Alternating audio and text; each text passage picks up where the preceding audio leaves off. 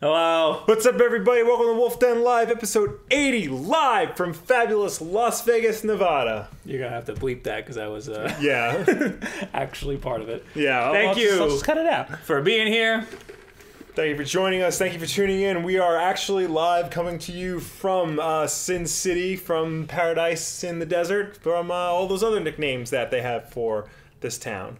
Hello, Atten, David, Zanman Comboy, the Amazing Nut, Tiger Jake, AJ, Ashley, hello. I can't think. Hello, Val Tough, hello, everybody. Anyone and everyone who is here. So we got a couple things to talk about. We do. First things first. Go to the Keep. Did it?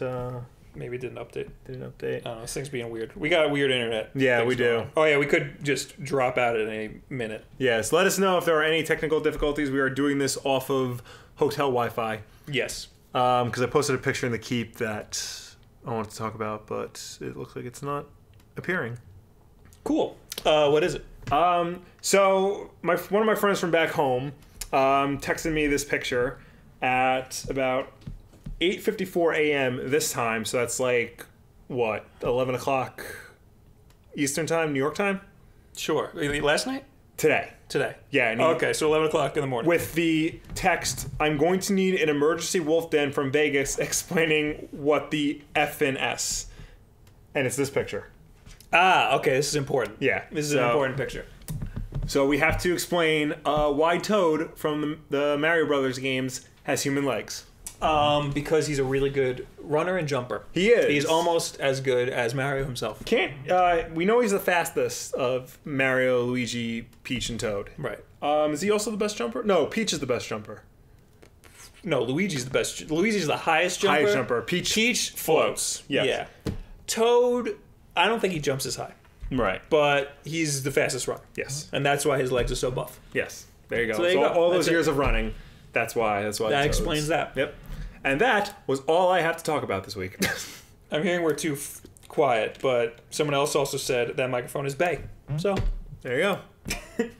you are gonna have to blast it because I don't want to. We can peak at any moment too. Yeah. So I guess I can up the game. I don't want to touch it. We already started. I do get we do get often people say we're too quiet, but I also don't want to peak.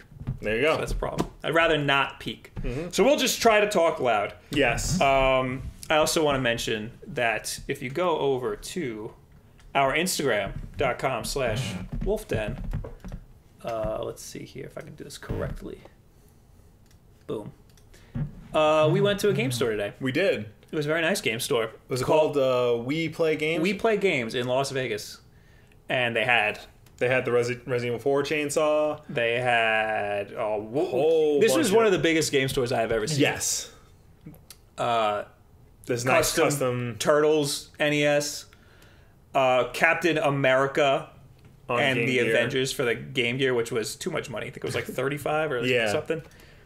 Did not want that. This was awesome for $189. Yeah. There's not many Mega Man games on Sega systems. No. That's why this was a big deal. Yes. This Titanfall, Titan, there's a little dude on top. Yeah. This is Mario. This outfit is in Super Mario Odyssey. That's why I took a picture of it. But most importantly, there's a picture of this too, but I'm not going to show it. If you want to see it, go to the friggin' Instagram. Where are we? There we are. I bought myself Mario 2 for the Famicom because I don't have it and I've always wanted it. For the Famicom disc system, to be specific. So- It is a two-sided disc that also comes with volleyball on the back. Yes, it says volleyball right here in Japanese. So now we need a Famicom and a Famicom disc system. Yes. But it's really cool. So if you're in the Las Vegas area, check that out. They have two locations, one east, one west. And they got pretty much anything you're looking for. And some stuff is expensive, but some stuff is reasonably priced.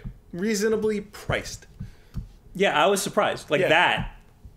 that $35 for that is Yeah. not bad. It's on Amazon right now for $75. Like they had Perfect I'm Dark. wondering, like, is this a different version?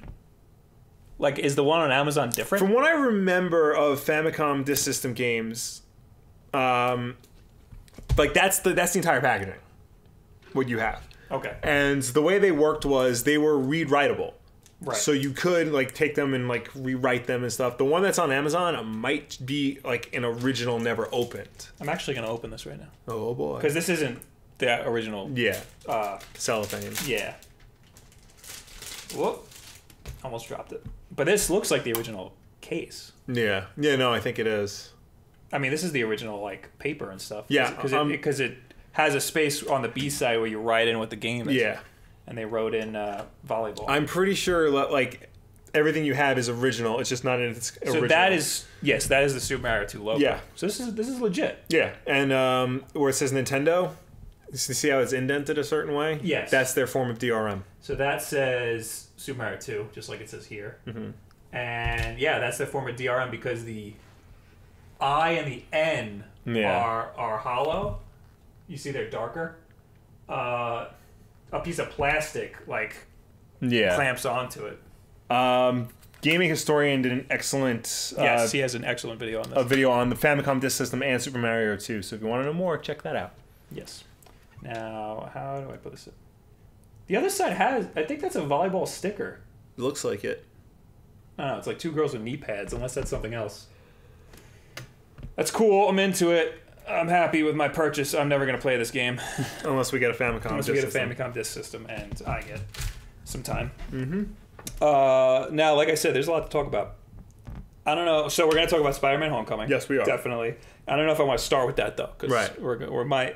I'm going to try not to get any spoilers, but we might get a little There's going to be spoilers. Let's be real. So I want to kind of save that for the end, in case anybody wants to leave. We have to talk about the Switch, and we have to talk about Videogamedunky. Yeah. Did you watch that video? I did. Videogamedunky? Yes. You did watch the video? I did watch the video. Let's start with Videogamedunky. Okay. So Videogamedunky made a video on games journalism. Yes. Specifically reviews. I love his videos. He's a very funny man. Did you enjoy his comedy? Yes, I did. So, yes, he talks specifically about video game reviews, specifically about Crash Bandicoot. Yes. Because he didn't really like the new remake of Crash Bandicoot. Specifically because there was one part that he couldn't get past. Right. And because of that, he panned it. And he thinks that video game review sites didn't review it harsh enough. Even though I think IGN gave it like 75, which is like not... Which is low for them. Yeah, that's not great. Yeah, double check that. I think it was a 74. That might be Metacritic though, I'm not sure. Yeah, no, I know a lot of review sites, they're rating it in like the 6s, which is very low for your IGNs, your GameStops. Here's my problem with I don't like game review scores. Yeah. IGN gave it an 8.5. Wow. Which is, okay. If you ask me, is way too high. That's pretty damn good. Yeah. What did Metacritic? What's the Metacritic score? So, my problem with game review scores is that some editors say that a 5 is average because it's in the middle. It's not like test scores. The Metacritic, but most people say that 75 or to 85 is average. The Metacritic is 81. I don't know where the hell I got 74. I'm glad you double checked. Yeah, I'm always wrong. The thing with like game review scores, especially from like the bigger outlets, is the old joke is they usually run. You know, they usually 1 to 10, but they'll only ever use 6 to 9. You know, to rate and review games. Anything with a 6 is garbage. Anything with a 9 is an absolute masterpiece. Right. That's why some people say that 5 is average. Right. And that just doesn't make sense to me. In a perfect world, 5 is average. Right, but most people go by test scores. Yeah. So they should just go by test scores. Right. So he thinks that it was bad, and he also says that these review sites aren't consistent with their reviews. That I agree with. Really? Yes. I think that it's pretty obvious that there's a lot of different people reviewing these games. Right. But the thing is, they don't make that specifically clear most of the time. Because, you know, these websites, in addition to having reviews, they have features and they have podcasts and, you know, on-air talent, things like that. So the official... I'll just use IGN as an example. The official IGN score of a game will be very high, but then on a podcast, everybody trashes it. Right. So you're not getting a consistency from one part of the same website to the next. The review is supposed to represent what the entire website thinks about this game. I disagree about that. All right. Because you have different people, and those people are entitled to their own opinions. Right, but if IGN is going to say that we are endorsing this score as the official IGN score, then there should be at least some consistency throughout the website. You know, I understand that, like, you know, it's a big site. They have a lot of people working there, and everybody's review is different. Everybody's opinion on the game is different. But the fact that there's so little like consistency throughout is like, it can be alarming. Well, especially when Sonic Mania comes out. Right. Like, I think Destiny is one of the best games ever. Right. You don't like it too much. Right. So the Wulff Den consensus is skewed on that. You know what I mean? Right. Like I can't say the Wulff Den approves Destiny. You know? You can say Bob of the Wulff Den approves Destiny. Right. But so this should be like Justin Davis approves Crash Bandicoot. Or right.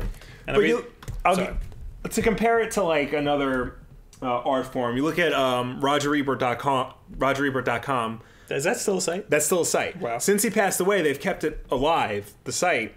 But they have like a collective of reviewers, like a handful of reviewers, review movies for it every week. And those reviews will represent the official opinion of the website as a whole.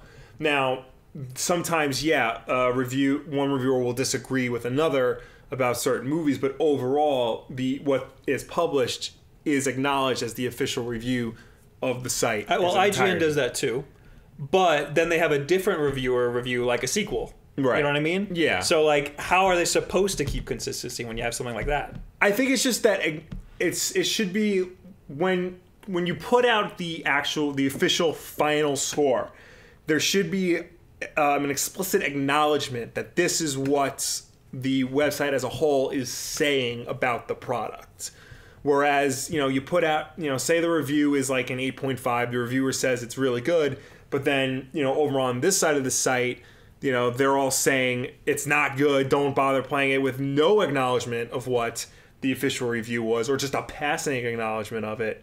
I think, you know, there should be a little, you know, there should be more of an acknowledgement of what, you know, the other opinion was. So if a solution to that would be review by committee. Right. But I don't like that. Because that's what Metacritic is. Metacritic is review by committee. Electronic Gaming Monthly, when that used to be around, for some of the bigger games, they would have 3 people review it. Right. And they would each give their score. Or a magazine like Famitsu in Japan, like they have 4 people review it. And, you know, I think that's a good idea for big games to have a discussion. Yeah, absolutely. Yeah. I mean, I'm not opposed to one person reviewing the game and giving a final opinion. I just think that, you know, if that's going to be the website's official final stamp on the game, then it needs to be acknowledged throughout. Right. You know? Bateman, thank you for the €5 super chat. Oh, we're going international. Hello from here. Belgium, listening while working late. 3 a.m. here. God damn. You were a soldier, sir. Thank you for being here. It is. We're on the West Coast now, so it is only 6. Yeah. Usually this is 9 for us. So Slippy says, YouTubers are more reliable than the media, in my opinion. That's the thing. This is what I was saying before. IGN has personalities on there. Right. So, and Videogamedunky targeted IGN pretty much. Because they're the biggest. Yeah. They have personalities on there, so they're all going to... and they are all entitled to their opinions. Yeah, what you're saying is that there is an IGN seal of approval. More or less. The IGN official score, and that needs to be acknowledged. Yes. I think... I can just separate myself from that. Like, when I'm listening to a podcast, I know it's not the guy who reviewed it, but I also always read who reviewed the thing, and it's not very prominent to a lot of people. Yeah. Or I watch the video, and in the video review, whoever's narrating it is the person who wrote the review. Right. So that's a good way to tell who's doing it. And what AJ says here is you can see that Jonathan Dornbush is a big Crash fan, so they gave it to a Crash fan to review a game aimed at Crash fans. Of course, he's going to say he enjoyed a remaster of a bad game that he loved when it was bad the first time. He does not like Crash Bandicoot. I mean, that's another thing, too. I mean, Crash Bandicoot is an old game from a much different time when platforming was a lot more difficult, and, you know, it was a 32-bit game, so those games don't really age very well. That's the thing. I don't think Crash Bandicoot works today at all. Yeah, no. It is a PS1 game, end of story. Yeah. So if you gave that to somebody now who has never played a Crash game, I don't think they would like it. Unless they had, really remade the game and like made it like the controls and stuff to the standard of modern games, which from this it appears that they haven't. The controls and the level design, but right. Well, because then you have purists. You don't want to screw with stuff. But in this video, you have to watch this video. It's a very good video. Yeah. He talks about this one part where you have to hop on a turtle and like bounce off him and jump over a gap, and they made it insanely hard. Yeah. They didn't like change it enough, and it's now insanely difficult. Yeah. And because of that, he says the game is broken and should get a really bad score. The reason this is such a big deal is because it got a lot of backlash from this video. Right. Also, I said Justin Davis before because there's a big part of the video where he talks about how Justin Davis keeps saying that there is no good Sonic games. Yes. And that is kind of what I based my video around. I should have added a clip of him saying that. Yeah. He says over and over again, there are no good Sonic games, there are no good Sonic games, there are no good Sonic games. And then there's a part where Marty Sleva says, Sonic's great. And Justin goes, yeah. It's clear that he was just trying to move the conversation along. Yeah. He wasn't going back on it what he said. He still doesn't like Sonic. Right. And everybody's entitled to their opinions. They're all personalities. Yeah, he's entitled to his wrong opinion about Sonic the Hedgehog. But yes. Sonic's great. There are plenty of great Sonic games. There are many great Sonic games. But this video sparked a lot of backlash. Right. Let me see if I can pull up. Oh, I have it right here. Somebody collected tweets from all over the games media. Yeah. Like this guy Choi, who says, I ultimately don't care about Dunky thinking poorly of game sites because I'm used to it, but it's nice to find out he effing hates us too. Especially because I've had fun watching his channel at work with people, blah, blah, blah. People he specifically calls effing idiots in the video, but oh well. See, that's the thing. Like, he likes this person likes this. Oh, this is a girl. Chloe. Her name's Chloe. If this person likes this YouTuber, why does she have to stop liking this YouTuber? Because he criticizes them. He makes good videos, right. And he makes some valid points. Right. I don't agree with a lot of what he says, but he does. It's funny, Yeah. Max Scoville said, "Man, that video was a bummer. I like that dude's videos, and he makes one specifically pooping on my friends because of where they work? Question mark? Question mark? Question mark? So what? Like, you could still like the guy's videos. I feel like this is people getting really butthurt over. Well, no, this is people who work at like major games outlets getting hurt about it, and they're taking it personally. That's a whole different discussion because there's this very sharp divide between people who work at games media sites like IGN, Polygon, Kotaku, GameStop versus people on YouTube. There was like when the whole PewDiePie thing went down. Almost every single game site was against him. Almost every single one. Yeah, and it's similar, and this is a very similar situation to that. Because I don't want to know if it's because games media feels threatened by YouTube, or a lot of the media because does. YouTubers are very like vocal and active in their stance against traditional games media. But there's this very clear us versus them mentality on both sides of the argument. And I don't understand why. I love IGN. Yeah, me too. I probably visit them more than any other website. Right. Like a week. So, like, I have no like they do a lot of things I don't agree with, and they do a lot of things I do agree with. I also like Kotaku. Yes, I like Kotaku. I like Polygon. But to be fair, they all do things wrong. Yeah. And it's okay to criticize. Yeah. It's okay to say, hey, you're doing this wrong. Yeah, like, and we're going to talk about Spider-Man Homecoming in a little bit. Spoiler alert, we really liked it. Yeah. Movie Bob Chipman, who I watch on YouTube all the time, he's the biggest Spider-Man fan there is, didn't like it all that much. Right. And if you ask me, I think it's because he holds the Raimi films at too high of a standard. Yeah, honestly, those videos are old, and they don't hold up like you think they do. I mean, I still love Spider-Man 1 and 2. They're good. They're good movies. They're like this is an apples and oranges like thing. Like, obviously, you're not going to get the Raimi films ever again. We'll get to that later. But the point remains. I'm not saying that like that person had a wrong opinion. Yeah. Again, everybody's entitled to their wrong opinion. Mm-hmm. However, there are things that they do that are wrong. Like I'm trying to think of one. Like Kotaku did something. They got information from somebody who snuck into a game developer. Yeah. And they leaked it. Like, that's not cool. Yeah. Like, don't do that. You just stole information. Yeah. Things like that. Like, everybody does things wrong, and they're entitled to be criticized for Right. that. But they can, like, I still like Kotaku even though they've done things that were wrong. Dan Stapleton brings up a good point. How come every YouTuber doesn't agree on how good games are? All their reviews appear on the same site. Where's the consistency? That's a good, you know. That's a good. At IGN, they're all on the same site, but they all can have their own opinions. I mean, but like you said, it should be more clear what the because I think it's more is. obvious that like there's a million people using YouTube, and that, you know, all the opinions are going to vary from one channel to the next.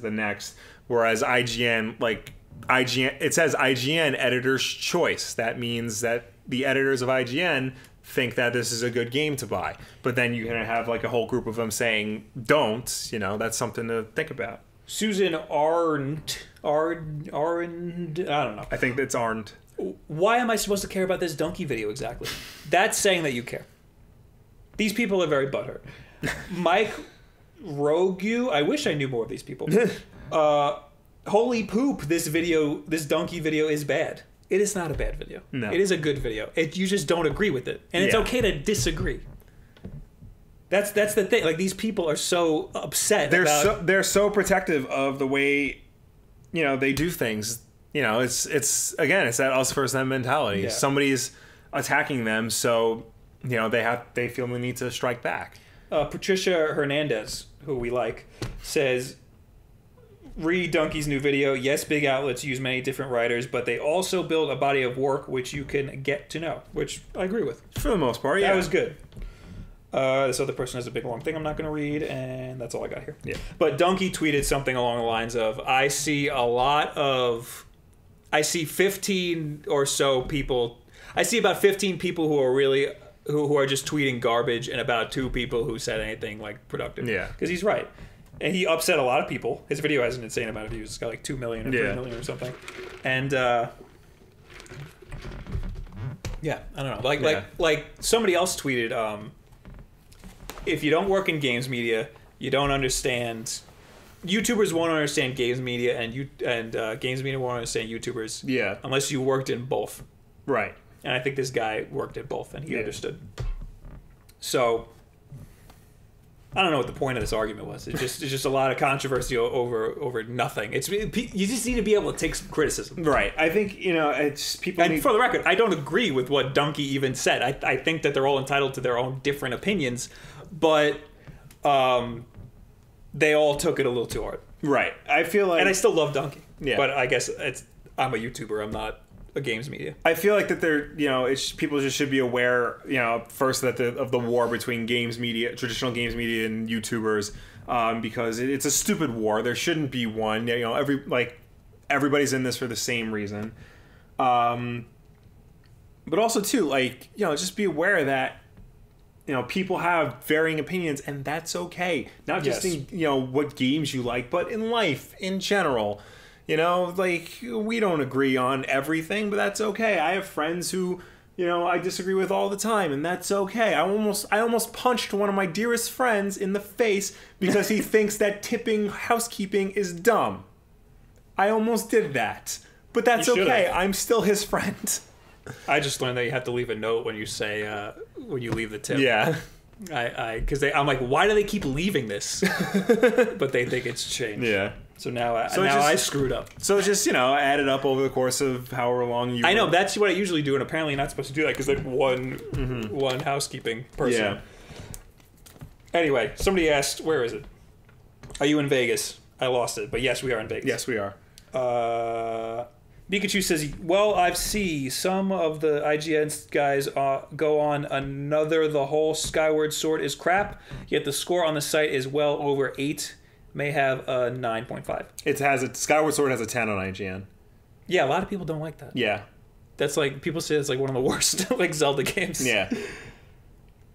Yeah. I mean, yeah. I feel like that's another topic because they'll do that. Like, if it's a big franchise like Zelda, yeah, I think they expect it to be really good, so they give it a really good review. Well, I feel like that's different. That's a case of where, games journalism is at odds with what the average person, the regular consumer, is thinking.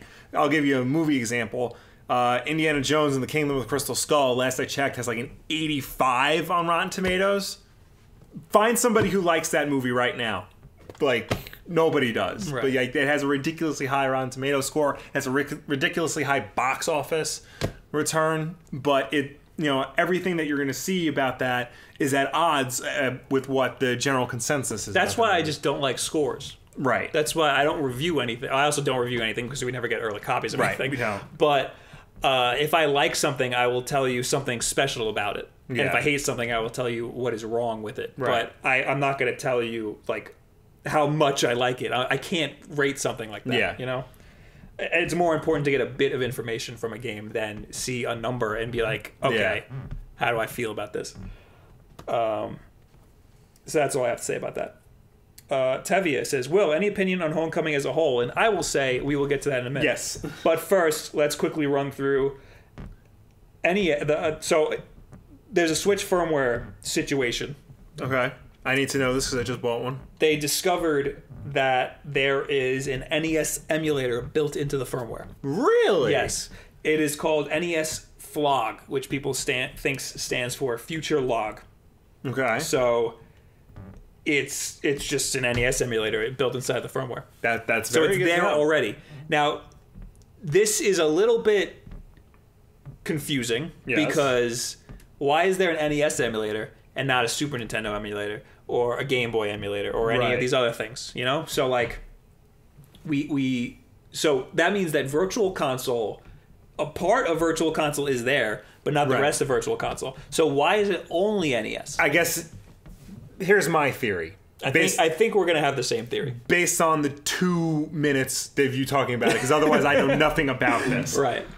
I feel like the NES emulator was put in there as part of an early test. Okay. Like they were testing getting software emulation of their catalog titles on the Switch. That is a good theory. But yeah, it's in my opinion, the Switch came out very early, like much sooner than it was probably ready for. And if you ask me, because of all the quirks, it's still a beta product. Because of that, they only had time to get NES emulation either up and running or at least started by the time the Switch came out. So SNES emulation, Game Boy emulation, N64, GameCube, all that stuff isn't ready for prime time just yet. So when the whole big internet update that's supposed to come later this year or early next year, by the time that rolls around, hopefully the rest of the emulation will be ready to go. I don't think we know when the internet update's happening, but we know that the app's coming next year, early next year. The mobile app. Right. I think that that's a very good theory, and I kind of agree with that.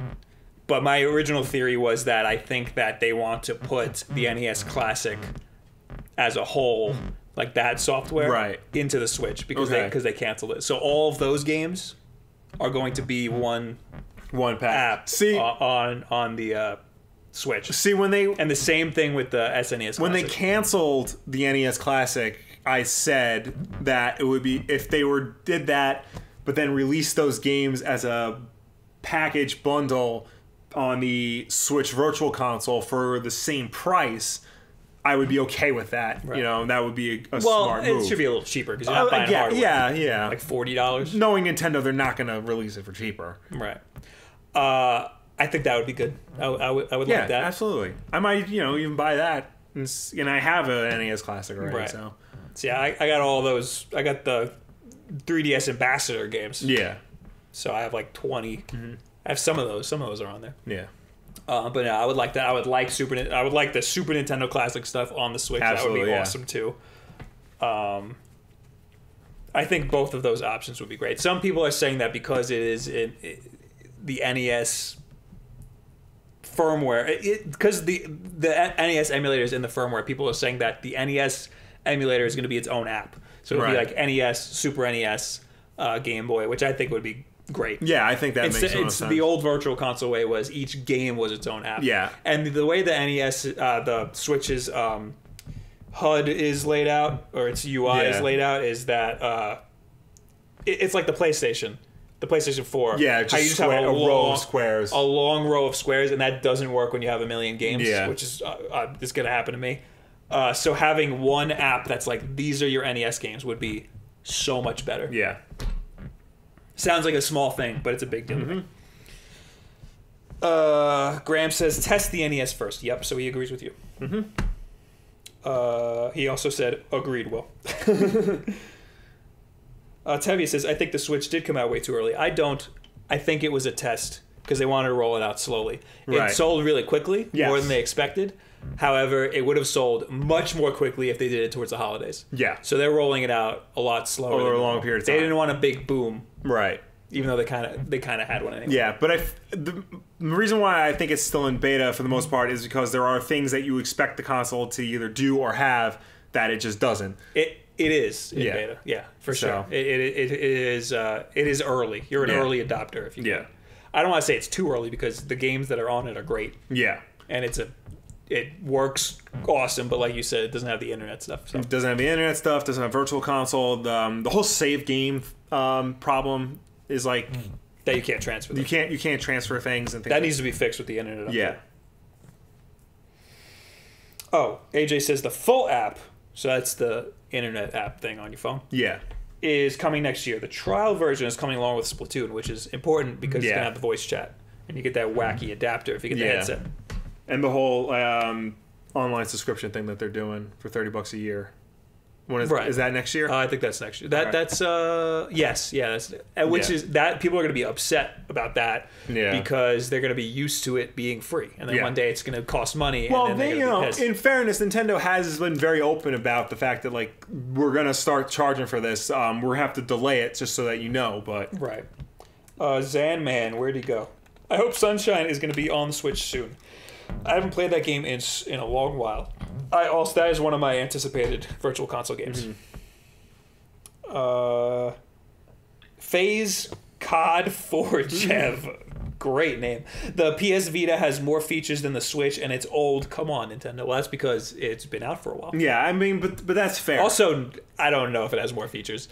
It can't plug into a TV. It can't plug into a TV. You have to get... That's like an important feature. You have to get stupid proprietary memory cards, which are at this point more expensive than a Vita itself. That is true, too. I forgot about that. But, I mean, you can do things like transfer saves and have more than one memory card. And, you can... If you delete the game, you can re-download it, no problem. The cross-buy is one of the cross-buy and cross-save is one of the best things on the Vita, and it kind of makes up for it not being able to plug into a TV. Yeah, because you could just a lot of the games you can play on your PS4 with cross-buy and cross-save, but unfortunately, not all games do that. Yeah. Rainbow Vader, what do you guys think about the Wii U becoming this generation version of the Dreamcast? They had a very similar situation. They are both great hardwares with great titles that were underlooked. I wouldn't say that the Wii U is great hardware. The Dreamcast is great hardware. Yes. I wouldn't say that the Wii U is great hardware. And I think that was its biggest downfall. That was part of it. And a lot of the marketing, because people thought it was just an add-on to the Wii. The tablet was, I think, too much. Right. And that is poor. That is part of the hardware, and that is poor. Yeah. I mean, you also got to look at it. At the time when Sega released the Dreamcast, they just got done with the Saturn, which was a failure. So they tried to make their comeback, but by then it was too late. Nintendo was riding off of the success of the Wii, the most successful video game system ever. So they tried to, replicate the success, but it didn't work the second time. Right. So we expected more from Nintendo at that point. I always get confused. I think the PS2 did better than the Wii. It might have. I think the Wii's actually 4, and in between are DSs, like the 3DS and the DS. Right. No, I think you're right. Because I always think the Wii was the best of all time, but I think the PS2 beat it by like a little bit. Mm-hmm. Okay. So, AJ says, I hate the Dreamcast controller. You're stupid. It's a great controller. The problem with the controller is that it doesn't have an analog stick on the right side. The problem with the controller is that the cord comes out on the wrong end, and you gotta do the little thing. What do you mean? Oh, it comes out of the bottom. Yeah, that's dumb. Yeah, no, the Dreamcast controller. It has a thing. You bend it. Yeah, it has a thing. Yeah. The Dreamcast controller is an okay controller. I don't think it's as bad as everybody says it is, but I think it is awesome because it paved the way for the Xbox controller, which is the most important controller in video games. Right. Actually, I wouldn't say that. The D-pad. Yeah, the NES. The Nintendo D-pad. Yeah. The Game & Watch D-pad. Game & Watch, yeah. Yes, that is very important. Ultimate Jelloman, do you have any thoughts on why Nintendo won't release any games in HD collections? I understand they want their flagship franchises to have big HD updates for 60 Dead Presidents, but the smaller games. Because they're all perfect already. I mean, but I see what he's saying, you know, just maybe not like, you know, the full HD version of, you know, what was the game I was thinking of that? You gotta talk towards the mic. Right.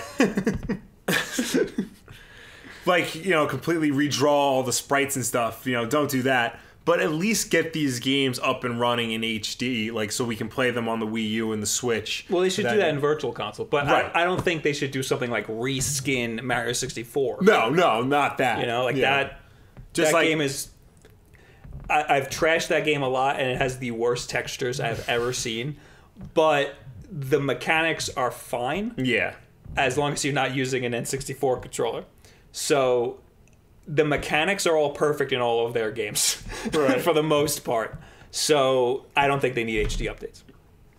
I think they just need to be able to play on HD TVs and not have the lag input that occurs when you try to hook up an NES to a That's HD fair TV. enough. They could do that in Virtual Console. Right. So we don't need an HD updates. Yeah. We just need them to be upscaled in Virtual Console. Mm-hmm. That is the Wulff Den consensus stamp of approval. Yes. On that. Okay, now let's get into Spider-Man Homecoming. What time is it? It's 6:40.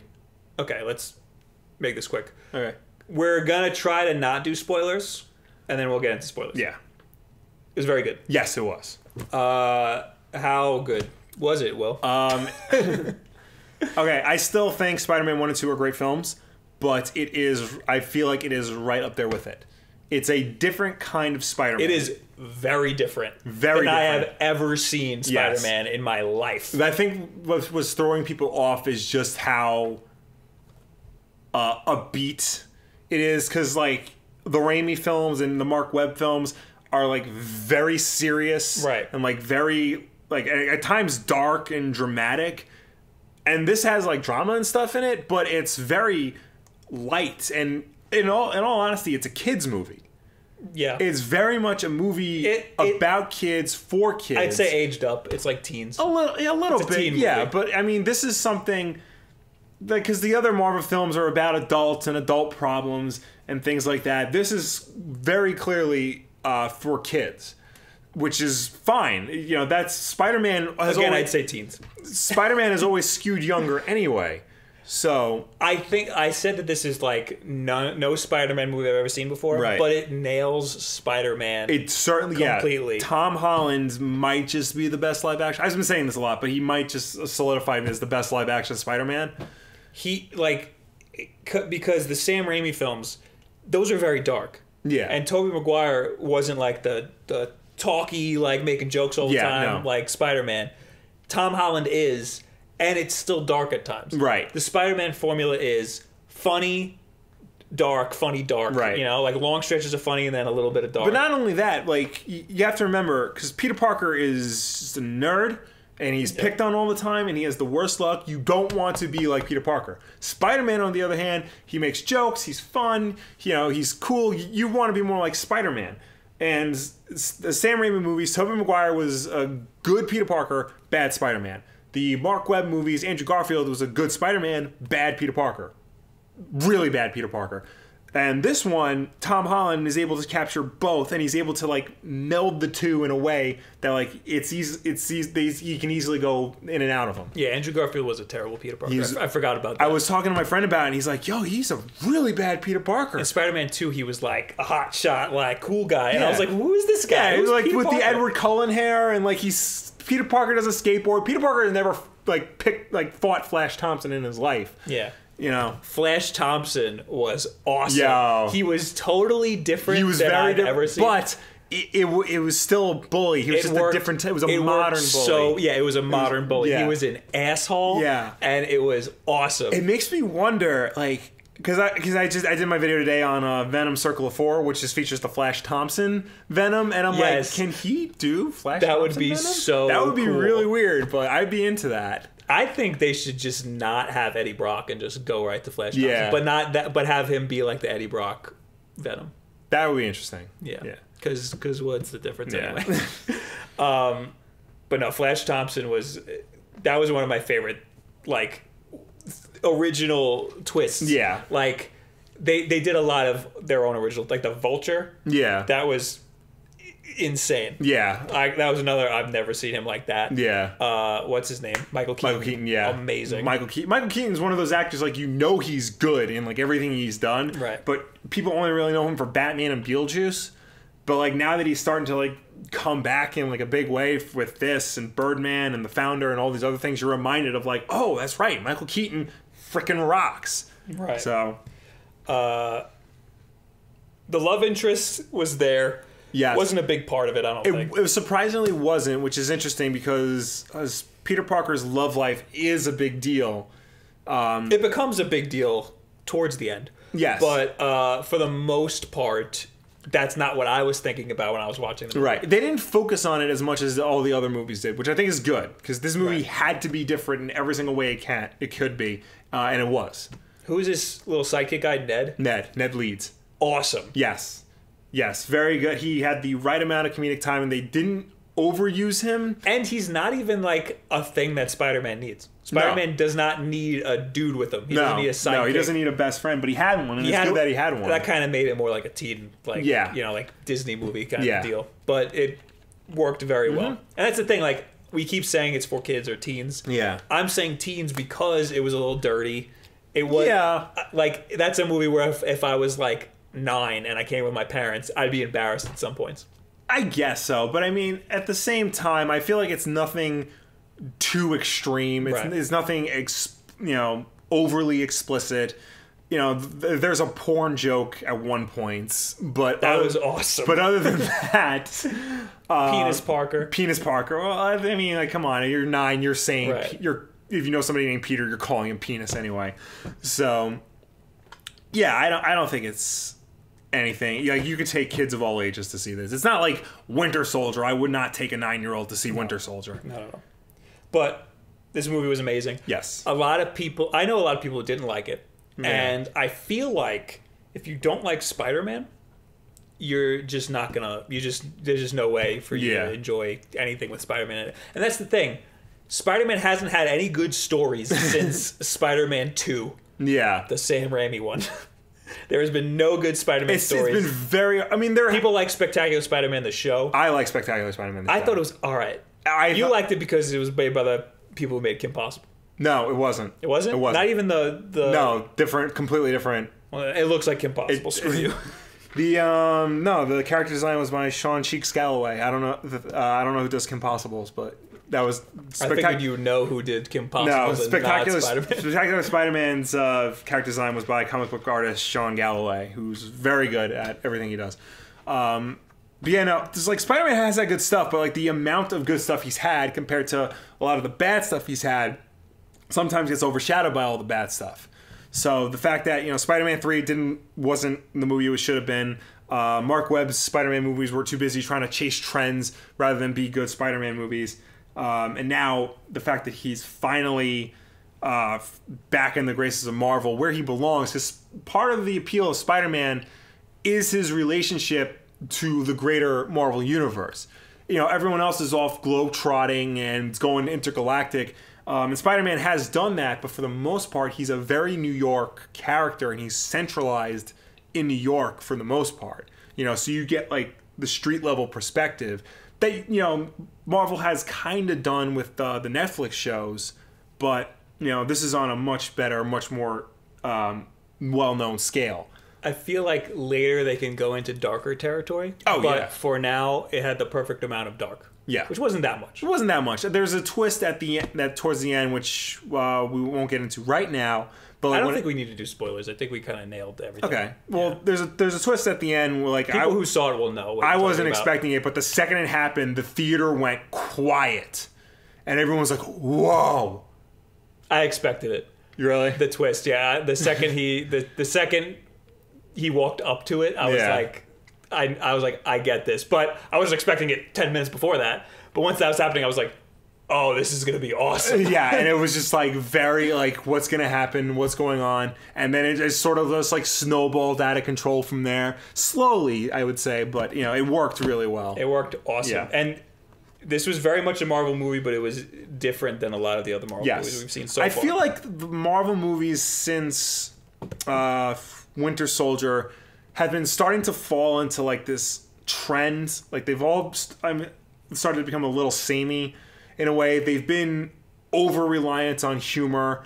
A lot of times, Guardians of the Galaxy was over reliant on humor. I liked it a lot, right? but the first one, like that worked. The first one, yeah, the second one. The second one. I mean, I like all the Marvel movies, even the bad ones. But lately, they've been, you know, just falling into like this really bad trend of like the humor and a sameness and like kind of a staleness in a way. Like I did not think Doctor Strange was as good as Ant-Man. Oh, I thought it was way better than Ant-Man. Which I know a lot of people that like. I thought Ant-Man was actually a lot more clever and unique. Well, you've never Strange seen Tower Heist with Eddie Murphy. I have never seen Tower what's Heist. His name? Yeah, what's his name? Ben Stiller. Ben Stiller. Yeah. I guess I haven't. Yeah, that's why you liked it. But like Doctor Strange was like, I mean, everybody says it was similar to Iron Man, but with magic, and it kind of was. But like that, I felt like used the humor to its detriment. Civil War, I really like Civil War, but it wasn't as good as Winter Soldier was. Winter Soldier was the pivotal Marvel movie. It should have been a darker movie than it was. It still could have like had jokes and stuff, but it should have been darker than it was.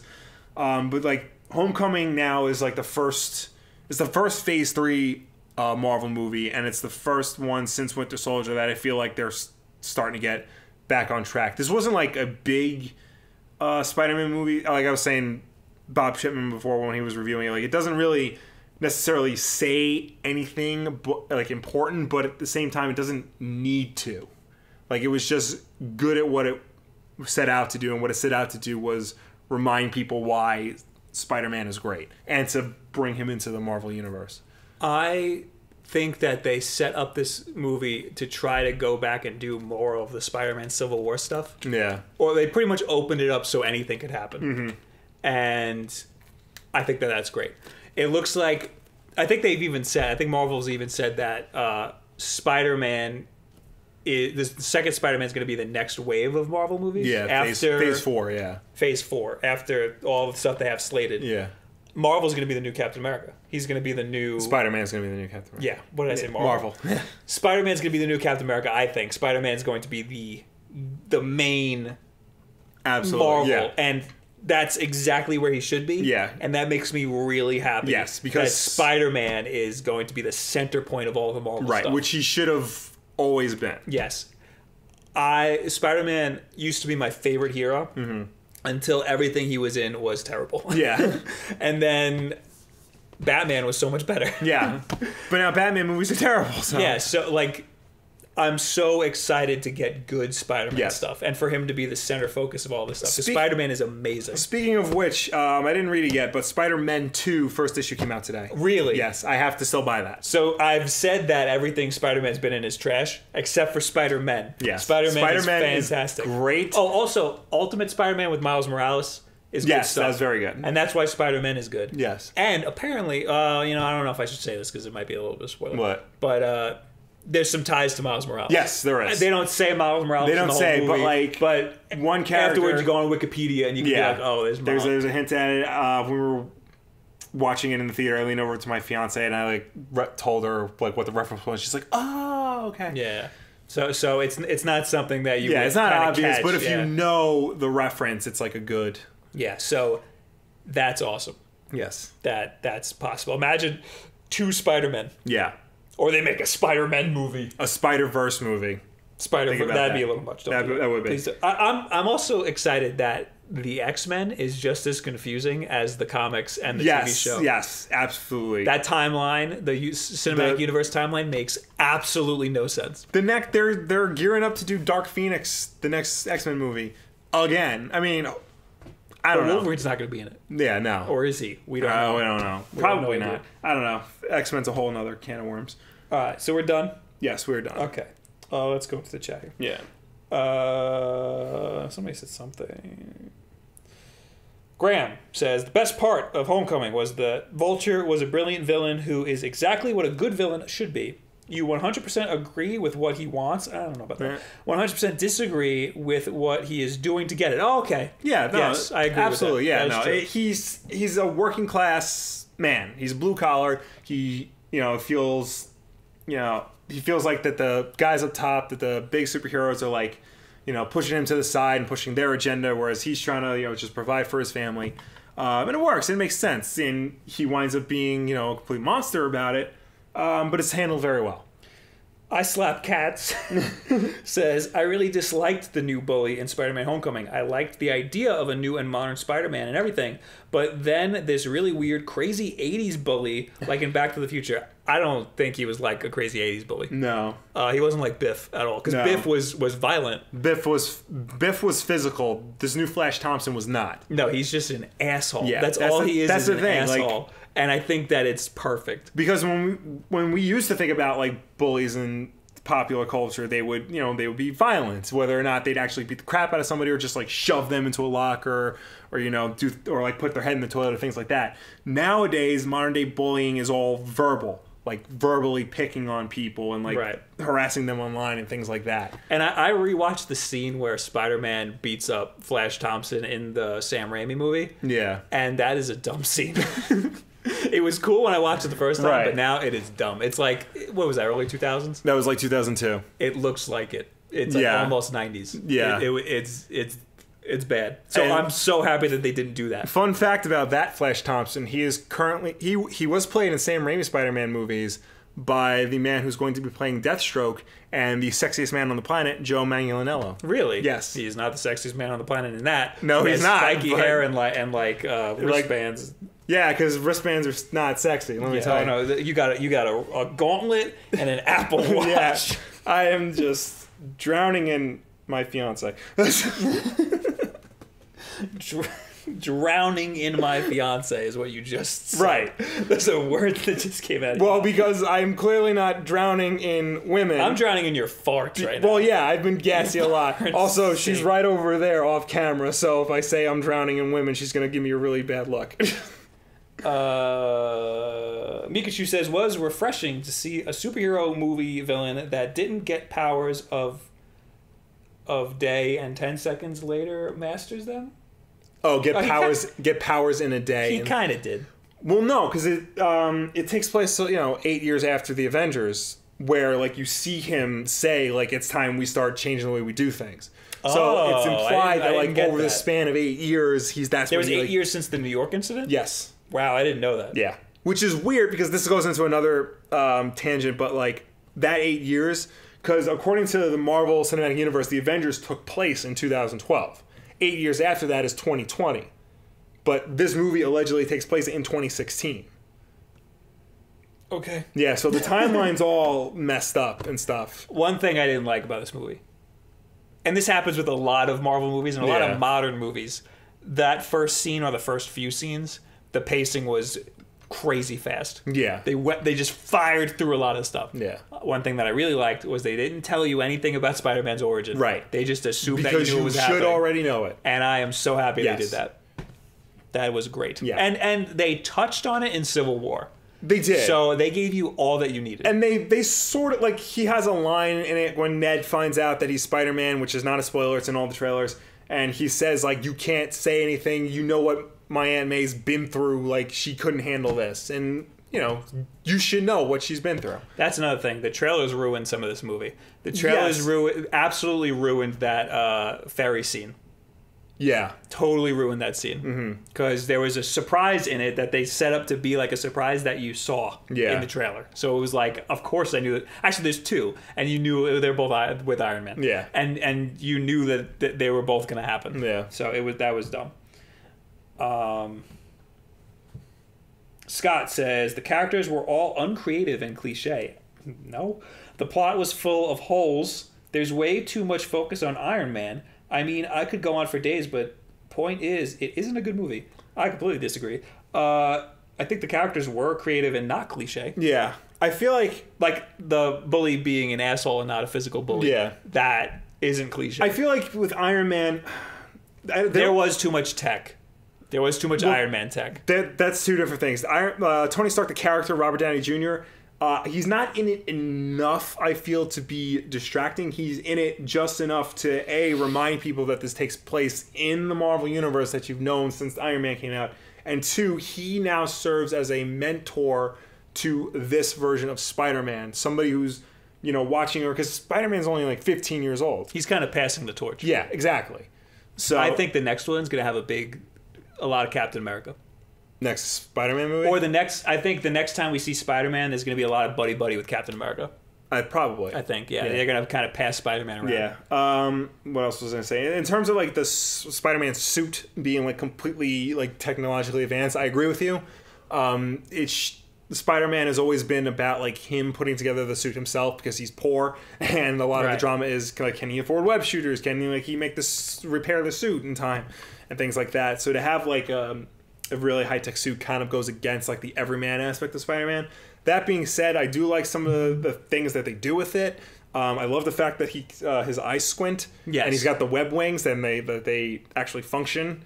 The squinting is amazing. Yeah, that was really good. I think that a lot of that is set up part of his storyline in Civil War.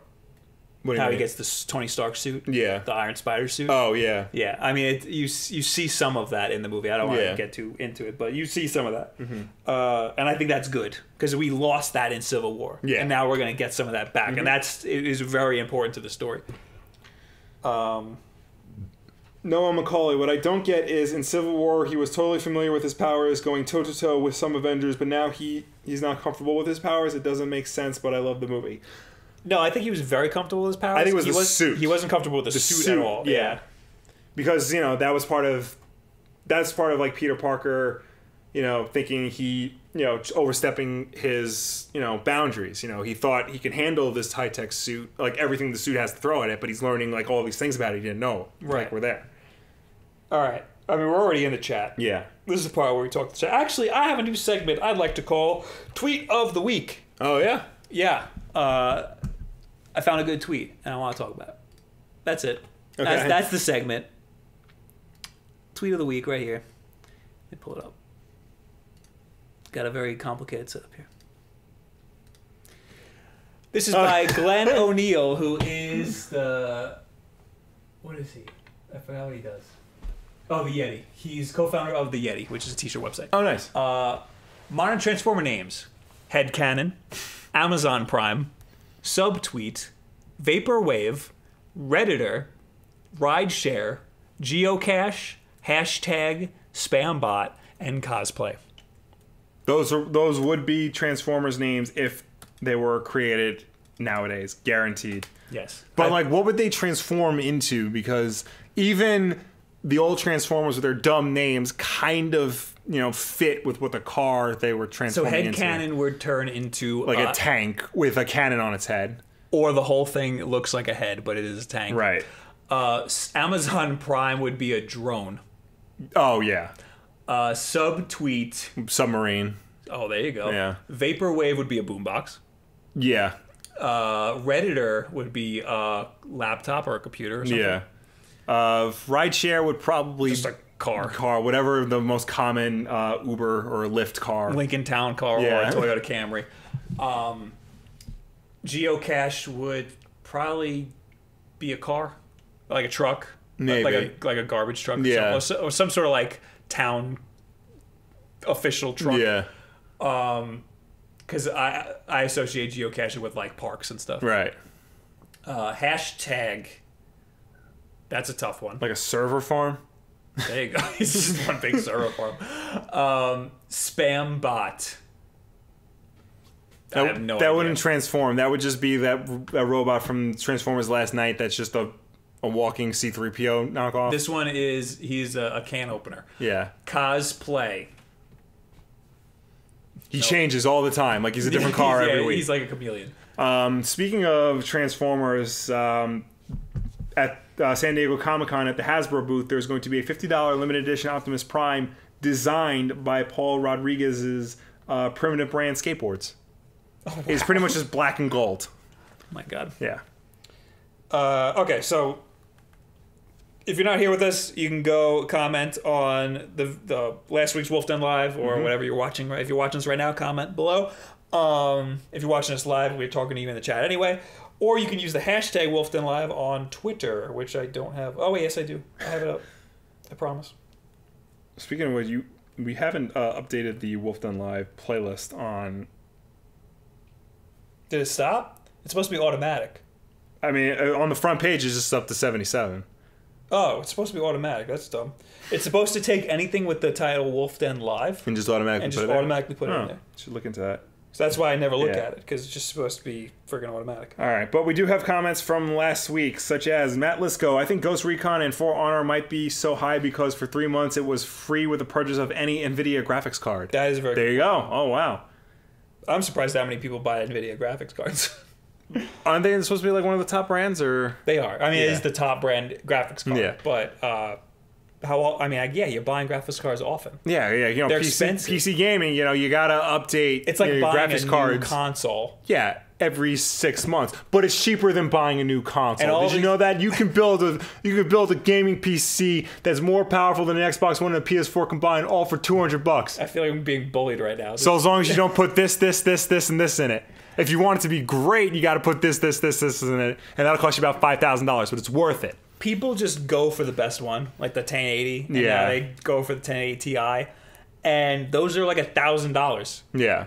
So like what, $1,000 a year you're gonna dump into this thing, and that's what they're doing. Yeah. It's crazy. Gun collectors. Like why is it like gun collectors? Because all right, let's say you buy a gun. You just need the gun. You don't need the laser scope and the sight and the prime stock. Those are two very expensive hobbies. Yeah, is what you're talking about. Pretty much unnecessarily expensive hobbies. Okay, fine. You can get just what you need with like the basic model, but no, can't do that. I don't think we talked about it last week. Samoan Stig tweeted using the hashtag Wulff Den Live. Waffles or pancakes? The correct answer is waffles. Yes. You like waffles? I like waffles. I have to say, when you're putting stuff on, when you're making fancy things. Yeah. For example, a Cinestack at IHOP. I'd go for that. I mean, I had pancakes this morning for breakfast. You can't really do much fancy stuff with waffles. Right. The problem with waffles is that not every restaurant has a waffle iron. So most of the time they don't offer waffles. And they have to be the good type of waffles, though. Yeah. Because like there's a very specific mix that is the good stuff. I'll tell you this, I've had some bad waffles, and there's nothing more disappointing than a bad waffle. But I very much enjoy Waffle House. If I wake up at 7:30 tomorrow for breakfast with the parents, then I'm getting good waffles. Not doing that. Joram Palmer, using the hashtag Wulff Den Live. You guys rock, and so will Mario plus Rabbids. And then he used less than 100 likes on your last live stream. What is wrong with people? I don't know. We don't get a lot of engagement except for when we're actually streaming. Yeah. From last week, Mohammed Hader, what's the dumbest way you guys have lost money in Vegas so far? We put $400. Yes. We all pooled money together. We put $400 on 4 individual numbers. Yes. And that was dumb. Yes, that was very dumb. It was like a birthday or something. Yeah. And that was very dumb.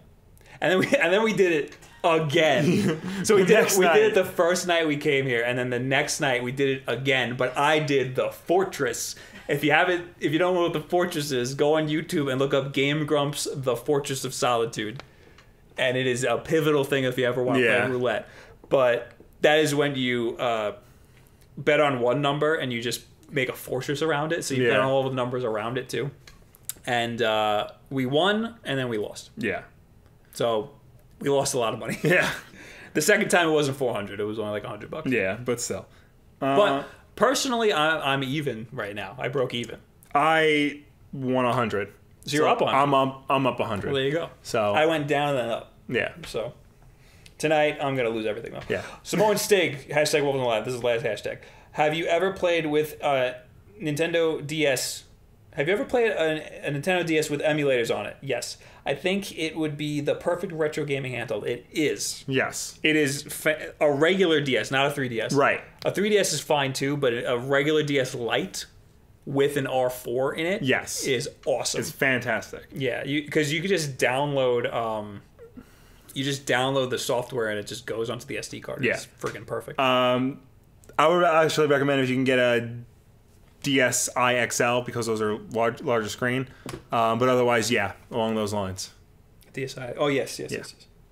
I like the Lite because you can just stick it in your pocket. That too, yeah. Because the XL has the bigger screen. So Yeah. depending on who you are. All right, you're still using I'm still last in last week's. I'm gonna look at the Instant chat. Noodles. I subscribed. Thank you. We like that. We always. I also like instant noodles. Yeah. Wait, I just saw Except one. I like the Moro-chan ones. Yeah. Darth Plagueis, Bob and Will, what's your favorite Star Wars ships? Ships. X-Wing. Yeah, X-Wing, Falcon. Oh, what's Dash Rendar's? Outright. Yeah, the Outrider. I like Where they're that. going. I think Poe Dameron's Black X-Wing might be my favorite. Yeah? I really like the Black X-Wings. That is a good X-Wing. Yeah. His X-Wing looks a lot like Luke's X-Wing in that one of the last Dark Horse comics. Yeah, it's really weird because like in the last Dark Horse ongoing Star Wars series, which is just called Star Wars, I did a video on it before Force Awakens came out. There was a Black Ops X-Wing squadron, and they all had black X-Wings. Yeah, and they're very similar to Poe Dameron's. Yeah, it's like weird how like I don't think they took inspiration from the Dark Horse series at all, but like it's just very weird how like that was able to work. And they're great. They look awesome. Yeah, they look amazing. My favorite Star Wars ship of all time is the Volvo that you can unlock in Rogue Squadron. Yes. Blah blah blah. CDems126. So did you change your mind about ARMS? I'm on the fence on this game as in whether or not to pick it up. Have we what? Have you changed your mind about ARMS? No, I'm not buying it. I'm over that. Yeah. I'm waiting for Splatoon, which is like very soon. Oh no, the Splatfest or whatever it's called. Did you audibly fart? I probably did. What is it? The Splatfest? What are they calling it? Oh, the punch test fest. fire. The Yeah. test fire. That is like Friday, so I'm gonna play that. Yeah. I'm excited for that. Noah says waffles. That should be a Splatfest theme.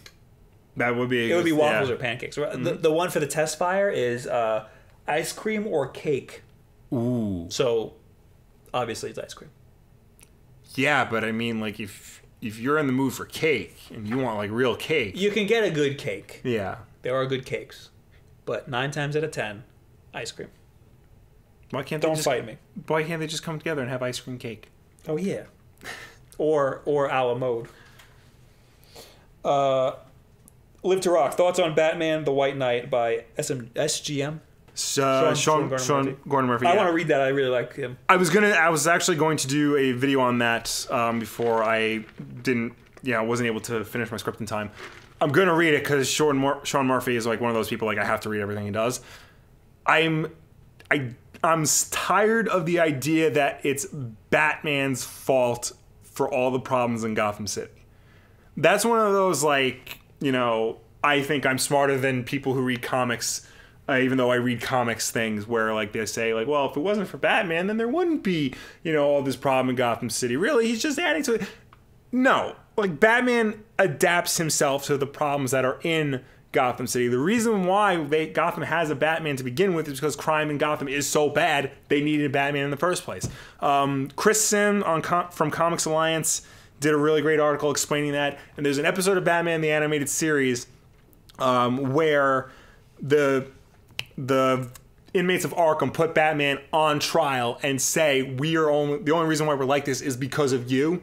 And the district attorney at the time who's defending Batman like comes out and says, no, you people would have been criminals regardless. Your gimmicks may have been different, but you still would have been criminals. That's the thing. And then they wouldn't be super criminals. Yeah. They would be You'd just still be regular criminals. But then even then, the inmates of Arkham are like, yeah, no, she's right, not guilty. That's a good point. like they would still be criminals, but they adapt to the heroes. They're Yeah. super criminals now because they are superheroes. They would be regular criminals, and they wouldn't be fighting like right now. They do crime, they kill people. Yeah. But they also target the superheroes. Right. They would be targeting more civilians. Right. If there were no superheroes. I mean, they kind of talk about that in Batman Begins, where Gordon says, the whole movie, like, it makes it very clear Gotham's a very crime-ridden place. But then Gordon at the end says, well, what about escalation? You come here, you're all about theatrics. What if we get more theatrics? And then Batman's like, I'll take them on. Viper says, McFarlane gets far too much love. Yes, spaghetti webbing, in quotes, and the eyes are great, but he couldn't draw Peter or the supporting cast. But he draws, like, the best Spider-Man. Tom McFarlane was one of the best Spider-Man. The reason why Tom McFarlane is so well-loved as a Spider-Man artist is because at the time, everybody was still drawing the John Romita template of Spider-Man. He was the first person who came in and said, like, it's the 90s, why are we still drawing this like it's the 60s? So, like, he gave Mary Jane, like, this big hair and stuff. He made things really complicated. Yeah, he made things complicated. His people are weird. Yeah, his people are weird. Spider-Man is really good. Yeah. Who's that guy that people don't like him? Ramos? Ramos? Does he do, like, the cartoony Yeah, Spider-Man? Umberto Ramos. Yeah. I really like his Spider-Man. Yeah, he's really good. But he also makes weird people. He does. But, again, Spider-Man is cartoony. Yeah. And that's when he's at his best. Yeah. And, again, this movie, very cartoony. Yes. You're still in last week's? Am I still in last week's? I feel like we actually have a lot from last week. Yeah, pick like two more. Okay. Let's see here. Juan Diaz, love the thumbnail. If you uploaded yourself drawing these on here, I would totally watch them. I think a lot of people aren't on Discord or Twitch like myself. Get on Twitch. I'm not uploading them here. All right, last one from last week. Mark Hernandez, who is your guy's favorite movie, comic, or TV dog? Star Wars. Dog.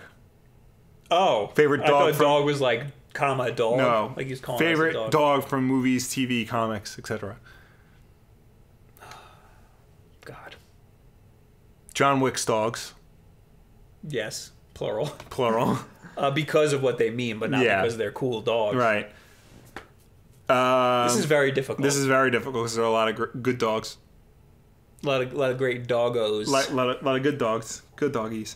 I like Crypto the Super Dog. I don't care who knows. I think Crypto is awesome idea. That sucks. That's dumb. No, you suck. Can you play Fetch in Space? No, you can't. No, but I don't need that in my life. You think that.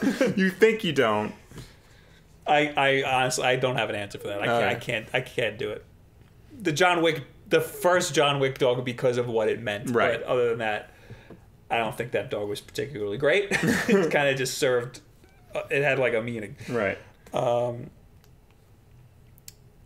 right, now we're in the chat. We're gonna pick like two more or something. Yeah.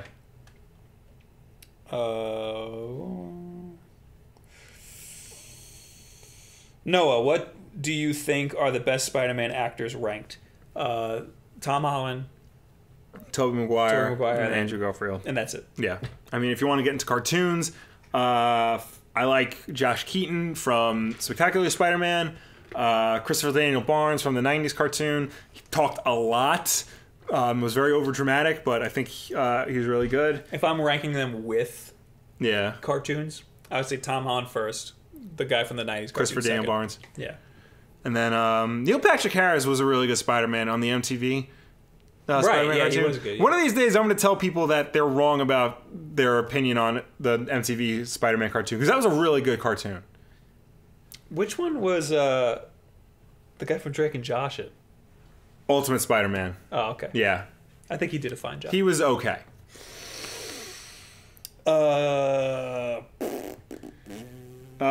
Wulff Den, any thoughts on Gwenpool? I'm a huge fan of Howard the Duck. He is ridiculous, but the idea of him is incredible. He has some good ongoings as well. Howard the Duck is really good, especially if you want to read modern stuff. Chip Zdarsky has a really funny Howard the Duck comic out right now. Gwenpool, I don't get it all. I think she looks awesome. Like, and that's really all that matters. I get Spider-Gwen to an extent. I don't get... Oh, Gwenpool. Gwenpool. I was thinking Spider-Gwen. I was still in Spider-Man mode. Right. Spider-Gwen looks awesome. Gwenpool is dumb. Yeah, like, I don't. The reason it's dumb is because it's not Gwen Stacy. Yeah. And you think that it is. It makes a lot of sense. And like Gwen Stacy has nothing to do with Deadpool. Like she wasn't even a character. Deadpool wasn't even a character when Gwen Stacy was around, and Gwen Stacy had been dead for years before Deadpool came along. The two have no relationship to each other. So like, don't Gwen Stacy everybody. Yeah, don't Gwen Stacy everybody. Spider Gwen is. I like that idea. Yeah, that's I get that idea. Like that makes sense. Yeah, but Gwenpool does not make sense. Is weird. Yeah. Mikashu, I think the old Japanese Spider-Man is better than Andrew Garfield. Very good point. That is not canon or official or anything. It is. It's official? The Japanese Spider-Man appears in Spider-Verse. Okay. Then I guess it's canon, complete with the But it wasn't sanctioned by Marvel at all, right? When it came out? It was. Oh my god, I don't know anything. It was, and never listen to me. Not only was it in Spider-Verse, but that show actually led to Super Sentai, which became Power Rangers.